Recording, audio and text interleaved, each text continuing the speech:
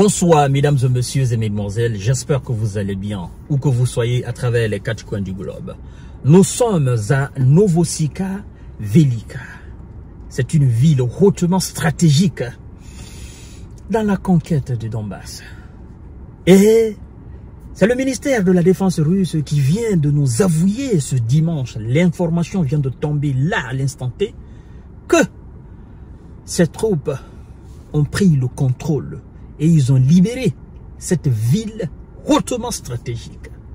Oh, mais cette ville a une histoire particulière que je dois vous raconter d'abord. Parce que le commandant de la 110e brigade motorisée des forces armées de M. Zelelan, ce dimanche-là même, très tôt le matin, nous faisait un autre commentaire, beaucoup plus pathétique, comme ce qu'ils avaient fait concernant Kourakov.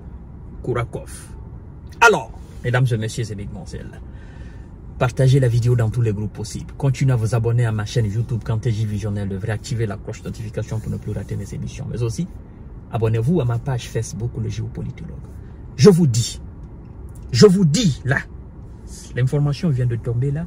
Nous sommes à 16h32 de l'Europe occidentale. Alors, le ministère de la Défense russe nous informe que ces hommes ont pris la ville stratégique de Velika. Écoutez bien, la Russie dit avoir pris le contrôle de la ville de Velika Novosilka. Le ministère de la Défense russe a annoncé ce dimanche sur Telegram que les forces russes avaient mené des actions offensives qui ont permis la libération de la ville de Velika Novosilka dans l'oblast de Donetsk, théâtre de combats acharnés depuis plusieurs semaines. Ça, c'est la déclaration du ministère de la Défense russe. Mais avant que le ministère de la Défense russe nous passe cette information cet après-midi, à ces heures-là, qu'est-ce qui se passe? Le matin de ce 26 janvier 2025.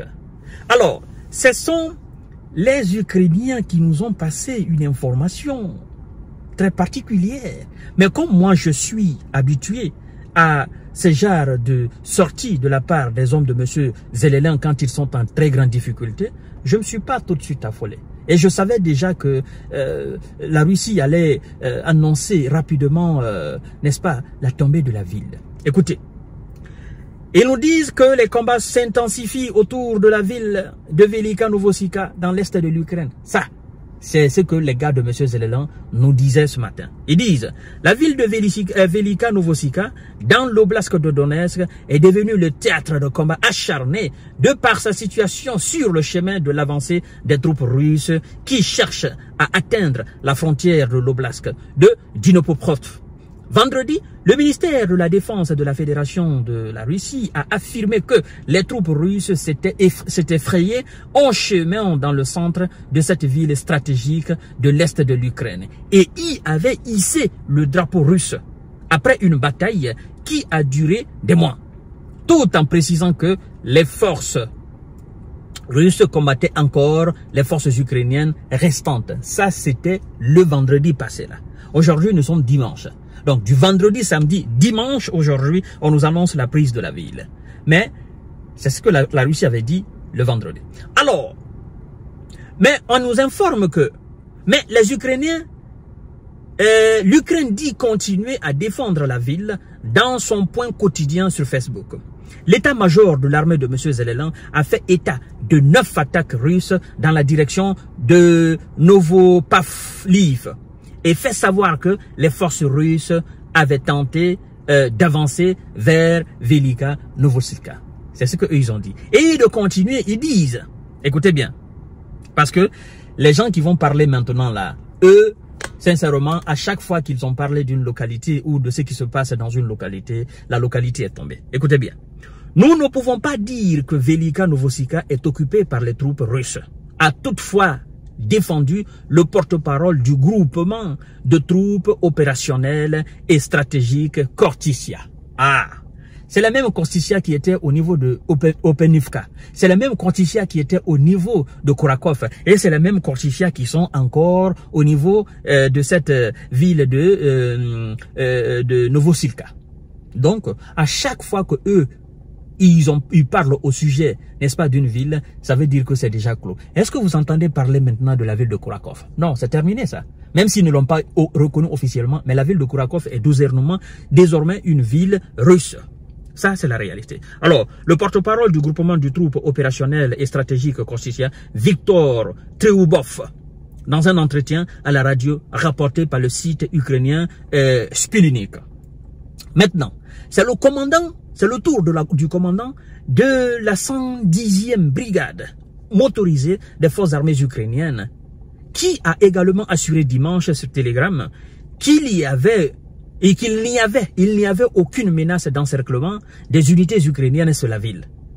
En entrant dans Velika Novosilka, l'ennemi parlant des forces armées russes est entré dans une tempête. Écoutez très bien, est entré dans une tempête de fou où il ne pourra pas se reposer. Tout mouvement étant réprimé par les obus et les drones, précise-t-il. Fin de citation. Maintenant, mesdames et messieurs, vous savez, non?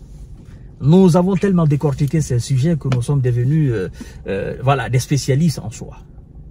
Alors, le vendredi, le drapeau russe était déjà dans une partie de la ville. Parce que la Russie a réussi à se frayer un chemin. Et ce communiqué du vendredi, l'état-major ukrainien ne l'a pas n'a pas contredit, n'a pas porté un commentaire là-dessus pour dire que oui, ce que la Russie a dit c'est faux. Ils n'ont pas démenti cela. Donc le drapeau russe est resté planté le vendredi dans la ville.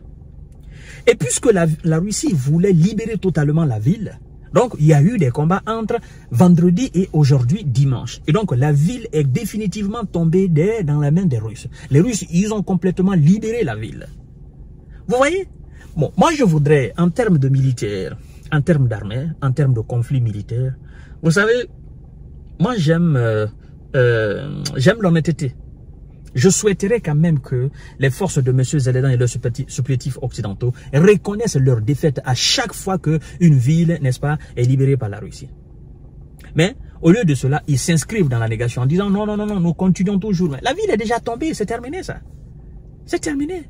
Et nous allons voir après ce que DeepStatMap dit de la localité de cette ville hautement stratégique ukrainienne qui a été libérée. C'est que DeepStatMap dit. Bon, ce site ukrainien qui cartographie l'avancée majeure des Russes et le recul des forces armées ukrainiennes. Et vous allez comprendre, parce que c'est le même DeepStatMap qui nous a cartographié effectivement la ville de Kourakov, qui a été confirmé par effectivement les renseignements américains, qui ont fait leur propre cartographie.